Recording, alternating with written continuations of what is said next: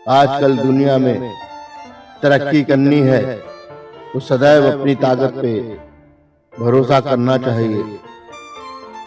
ये कहानी जापान के एक छोटे से कस्बे में रहने वाले 10 वर्षीय ओकायो की है।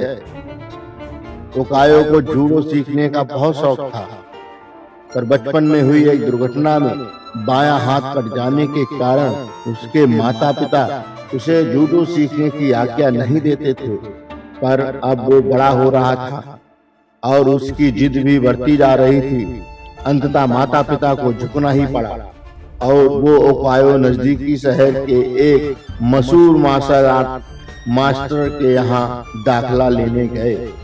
मास्टर ने जब ओकायो को देखा तो उन्हें अचरज हुआ कि बिना बाएं हाथ का ये लड़का भला जूडो क्यों सीखना चाहता है। उन्होंने पूछा, तुम्हारा बायां हाथ ही नहीं है तो भला तुम और लड़कों का मुकाबला कैसे करोगे?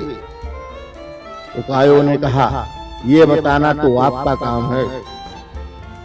मैं तो बस इतना जानता हूँ कि मुझे सभी को हराना है, एक दिन खुद मास्टर बनना है। मास्टर उसकी सीखने की दृढ़ इच्छा शक्ति से काफी प्रभावित हुए और बोले, ठीक है, मैं तुम्हें सिखाऊंगा, लेकिन एक शर्त है, तुम मेरे हर निर्देश का पालन करोगे और उसमें दृढ़ विश्वास रखोगे। ओकायो ने सहमति से मास्टर के समक्ष अपना सिर झुका दिया। मास्टर ने एक साथ लगभग 50 छात्रों को जूडो सिखाना शुरू किया। ओकायो भी अन्य लड़कों की तरह सीख रहा था, पर कुछ दिनों बाद उसने ध्यान दिया कि मास्टर जी अन्य लड़कों को अलग अलग दांव पेच सिखा रहे हैं, लेकिन वह अभी भी उसी एक किक का अभ्यास कर रहा है जो उसने शुरू में सीखी थी। उससे रहा नहीं गया और उसने मास्टर से पूछा, मास्टर जी, आप अन्य लड़कों को नई नई चीजें सिखा रहे हैं, पर मैं अभी भी बस वही एक किक मारने का अभ्यास कर रहा हूँ, क्या मुझे और चीजें नहीं सीखनी चाहिए? मास्टर जी बोले, तुम्हें बस इसी एक किक का महारत हासिल करने की आवश्यकता है, और वो आगे बढ़ गए। ओकायो को विस्मय हुआ, पर उसे अपने मास्टर पर पूर्ण विश्वास था और फिर वह अभ्यास में जुट गया। समय बीतता गया और देखते ही देखते 2 साल गुजर गए, पर ओकायो उसी एक किक का अभ्यास कर रहा था। एक बार फिर ओकायो को चिंता होने लगी और उसने मास्टर से कहा, क्या अभी भी मैं यही करता रहूं और बाकी सभी नई तकनीकों में पारंगत होते रहेंगे? मास्टर बोले, तुम्हें मुझ पर यकीन है तो अभ्यास जारी रखो।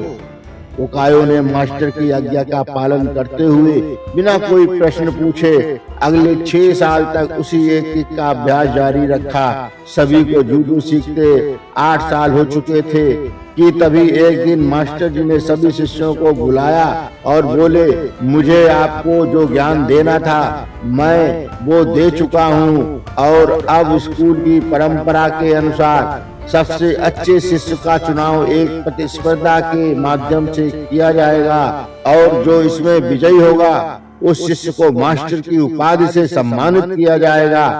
प्रतिस्पर्धा प्रारंभ हुई। मास्टर ने ओकायो को उसके पहले मैच में हिस्सा लेने की आवाज दी। ओकायो ने लड़ना शुरू किया और खुद को आश्चर्यचकित करते हुए उसने अपने पहले 2 मैच बड़ी आसानी से जीत लिए।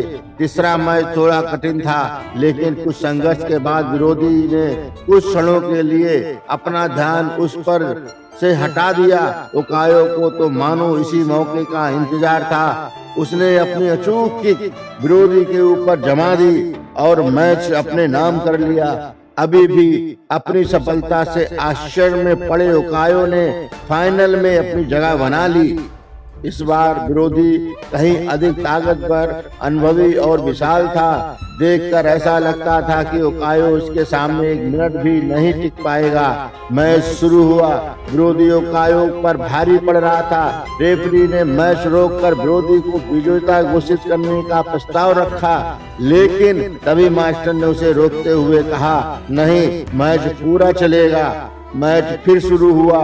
विरोधी अति आत्मविश्वास से भरा हुआ था और अब उकायो को कम आंक रहा था और इसी भ्रम में उसने एक भारी गलती कर दी। उसने अपना गार्ड छोड़ दिया।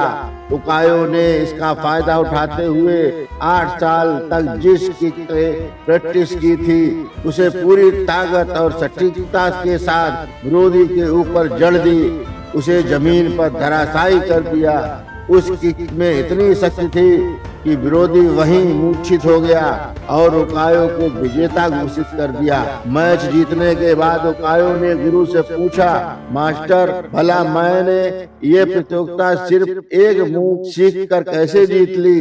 मास्टर ने उत्तर दिया, तुम 2 वजह से जीते हो।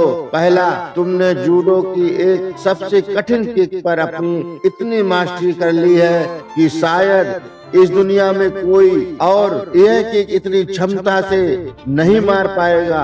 और दूसरा, इस किक से बचने का एक ही उपाय है कि वह विरोधी के बाएं हाथ को पकड़कर उसे जमीन पर गिरा दे। उकायो समझ चुका था आज उसकी सबसे बड़ी कमजोरी उसकी सबसे बड़ी ताकत बन चुकी है। मित्रों, ह्यूमन बीइंग होने के मतलब ही है इम्परफेक्ट। इम्परफेक्शन अपने आप में बुरा नहीं होता, बुरा होता है हमारा उससे डील करने का तरीका। अगर उकायो चाहता तो अपने बाएं हाथ के ना होने का रोना रोकर एक अपाहिज की तरह जीवन बिता सकता था, लेकिन उसने इस वजह से कभी खुद को हीन नहीं महसूस होने दिया। उसमें अपने सपने साकार करने की दृढ़ इच्छा थी और यकीन जानिए, जिसके अंदर ये इच्छा होती है भगवान उसकी मदद के लिए कोई ना कोई मास्टर भेज देता है। ऐसा मास्टर जो उसकी सबसे बड़ी कमजोरी को ही उसकी सबसे बड़ी ताकत बनाकर उसके सपने साकार कर सकता है। धन्यवाद दोस्तों। आपको ये अगर कहानी पसंद आई हो तो लाइक कीजिए और सब्सक्राइब कीजिए। धन्यवाद।